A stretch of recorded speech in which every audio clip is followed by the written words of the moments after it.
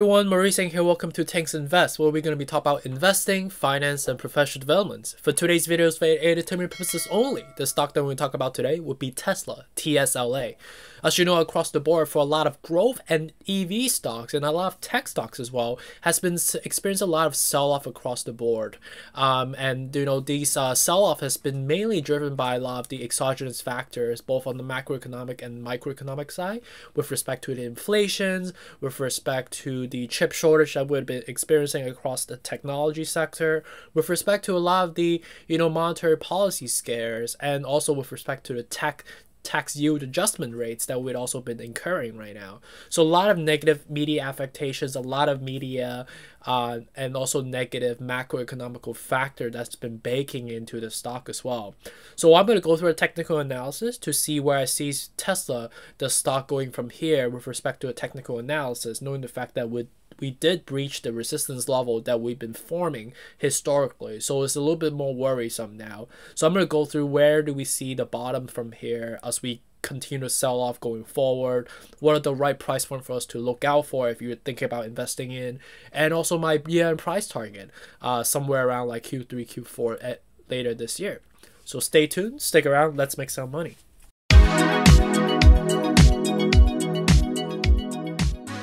So moving on to a technical analysis for Tesla's TSLA.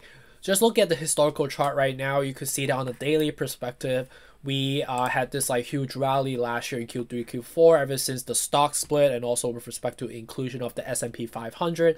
We drove up all the way from the $400 level all the way to a $900 level, which was just an enormous gain within this short amount of time. And ever since then, we sold off, basically more than 60-70% so far, all the way down to around the $570, $550 level. And this was again driven by both the macro sector rotations from a lot of the tech stocks to the value and recovery type of stocks. Also on top of the tax season that we are seeing, May 17th is the tax payment that is due in the US. That also has some kind of negative sell-off affectation, driven by people selling stocks to basically pay for the tax payments that they incurred last year.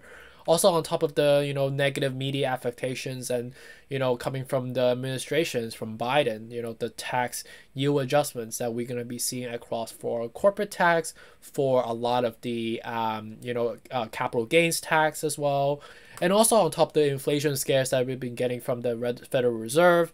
And also on top of that, the chip shortage that we've been experiencing across for the tech sector, which subsequently drove this stock down enormously from the $900 level all the way down to the $500 level. Basically gave up, instead of the 75-80% pump, we gave up at least 60% so far, which was a pretty sizable sell-off, right? And ever since then, we hit that March freak show that we had, got all the way down to the 550, and we bounced back up with the dead cat bounce kind of way, basically ahead of the CPI report that came out. And then the positive CPI report was kind of sell the news and subsequently dipped back down because there hasn't been any major progression with the chip shortage. There has not been any major progression on the administration with respect to the monetary policies, with respect to the tax adjustments as well. So that kind of saw off again. A lot of people thinking more of a short term, be wary about should they be holding the stocks in stocks like this, or is the hype still going with respect to Tesla? And I think it's kind of a 70-30 in terms of the split right now, so which subsequently drove that sell off. People just looking for more a quick buck type of a day trade mentality right now. And ever since then, we got that another and ahead of the CPI report, right, for April, people were expecting some sort of positive report that's coming out. And also around that time of the year, this was the auto show, and also ahead of the Tesla earnings call, which we knew that it was going to be positive. That subsequently drove up the stock as well again, which we hit this resistance level at about the $740, $760 level. And then we got the earnings call, and typically after the earnings call for Tesla, it sells off again, which subsequently happened. And also on top of the the CPI report that we got yesterday, People are kind of, you know, foreseeing that it's going to be a negative CPI report. Also, on top of that, the tax adjustments from Biden. Also, on top of the Chinese tension, you know, that we've been experiencing for the monetary policies going forward. And also on top of a lot of the tensions between the, you know, tax rate for the exports and imports as well between the two nations. That subsequently drove off this again. And you know, in my last video, I said that we are basically bouncing up and down within this triangle, which is forming a wedge we have been forming ever since last year. But however, this is kind of a worrisome you know, resistance breach at the moment. You could see that we broke the resistance level at the yellow line, right? And right now we are going back down, right? And right now we were expecting to, you know, retest somewhere around like the 950 level, not 590 level. However, we did break the 595 level. We did kind of bounce back up a little bit with this like green candle here a little bit, but due to a lot of like further negative media affectations, you know, another news on, you know, Elon Musk, you know, not accepting Bitcoin as a payment for Tesla, and also, you know, the SNL performance, you know, I think that probably had, you know, like a positive affectations in terms of like understanding how Elon Musk is like a person, but that also kind of maybe discouraged some of the confidence that people might have for Elon Musk, you know, for someone that's like a CEO figure or like an executive level on running such a sizable company, to be acting kind of childishly, right, dressing up like Wario, or, you know, acting kind of funky in the videos, right? So I don't know, that could be also another affectation. And also because the CPI report was kind of subpar, we subsequently drove off this another negative affectation to the stock price. So right now we are kind of in the free fall stage right now, you know. And what I see going forward, knowing the fact that we did break the resistance level on the trend line, we did break the secondary resistance level of the 595. The next level of resistance is going to be somewhere around here at the 540. So which I foresee as to be, you know, testing that resistance level going forward, which will be the third resistance level that we'll be testing, which I know and confirm that we will get there eventually. You know, we're going to see some more of a sell-off that we're going to retest the March 8th level. And if we further break that, which is possible, the next resistance level is going to be somewhere around here at the 506 level, which is another psychological resistance, right? Every $100 or the flat numbers are always going to be a psychological level or resistance, which I foresee that if we do break that, there's like a 40-60 likelihood that we will potentially get there. But we do see that, you know, historically speaking, right, this was a pretty strong resistance level at the 550, right? That immediately got grabbed up by institutional investors, consumer investors, which, you know, with this green candle speaks for itself, right? So that's what I foresee to be happening going forward. And for us to, you know, basically go back up here, right? So I think the wedge is broken now. So the wedge is going to be even further out, stretched out now. And let me see if that, like, we can adjust the wedge a little bit. If you see that the wedge is going to be further pushed out now, instead of like before, we were kind of forming, you know, a wedge somewhere around the push of like June. But right now, I think with respect to how it's going to be progressing going forward, this wedge is going to be formed somewhere around, you know, contingent on not breaking anytime soon, right?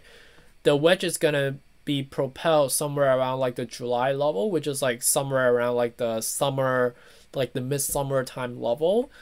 And again, right, we're going to continue to do like the pinball machine type of sideways trade, bouncing up and down, bouncing up and down, bouncing up and down, up until the wedge, which we squeeze to the top, that it will pump up eventually when there's a sector rotation that happens again.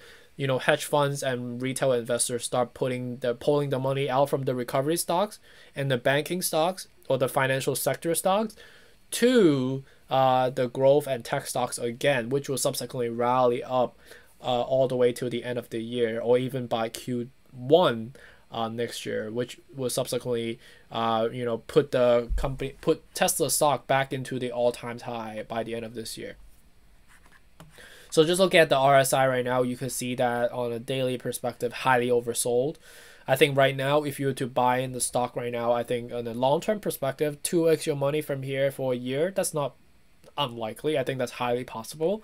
And just look at the MACD right now again, right? Like I said, we are going to be retesting the, you know, the 550 level, $560 level. So right now we did cross down in terms of like the MACD versus the signal line, that we are going to see more downward pressure going forward.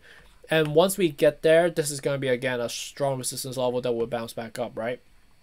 So going forward, I think sometimes by July, based on the chart we see here, we should see some sort of a rotation back to the growth and tech stocks. And Tesla is going to be one driving it alongside with Apple, Microsoft, and all the other major tech stocks as well. Quick look at tip ranks again. You could see that for the 24 analyst ratings, 11 buys, 6 holds, 7 sales. And right now, if you buy in now, which will give you a 12% upside at $645.95 level. And in 12 years, target on the high level is going to be about $1,200. And I think that's highly likely. My price target is more like $950 by end of 2021. But 1200, that's possible with respect to the rotation, and let's see how we recover from the, you know, obviously the macroeconomical side and also with the administration side, right? And if all of those align, $1,200 level by end of the year or the next 12 months is very doable, you know, based on the way that we're trending so far, and Tesla being, you know, the most technologically advanced and, you know, the most transformative type of companies that's going to be, you know, in the world for the next 10 to 12 years. It's highly likely for it to demand this valuation going forward. So 1200, like, highly likely. So look at the price target. Again, you know, with respect to the current price point right now is 575. I think that's a fair price. I told you, like, anything below 700, anything below 650, it's a steal. And right now it's 575, and this is really oversold. As we looked at the RSI, we looked at the MACD. It's highly oversold. Look at the chart. We know that we breached the resistance level, but we do foresee that 550 is going to be another strong resistance level that we'll be seeing, which, you know, we saw from the March crash. It had a huge pump up immediately with that green candle. So, you know, seeing this, you know, buying right now and $2 cost average would be a good type of investments if you are thinking about this long term, because ultimately no one can really time the market and no one can really foresee what's going to be happening. Is the stock going to be trading up, trading down, trading sideways? We don't know, right? But we can only cost dollar average to minimize our risk as much as possible, right? So 575 is a good price. The next price at 555, that's like I told you, a strong resistance level in the March crash. And we break down further, I think somewhere around like the 510, that's possible because of the, you know, psychological resistance from like anywhere around like the 500. And in the chart, we did specifically see somewhere like the 509, 508, 75 level. That was a strong resistance level that we had before the big pump that we saw all the way to the 900. So 510 is very likely possible. And again, you know, my year-end price target, I like to reiterate 950 by the end of this year, which will subsequently give you a 65% of an upside if you're buying at 575 right now, which is a steal completely, like, again, at a 1.7 times your money from here. Right, so that's it for today with respect to Tesla on my technical analysis and some of my insights and research that I've done so far. Really appreciate you guys dropping by again to show the support. Again, please hit the like button, the subscribe button, and also that bell notification for the next video coming up. Really appreciate you guys again, and stay tuned for the next video. Thanks.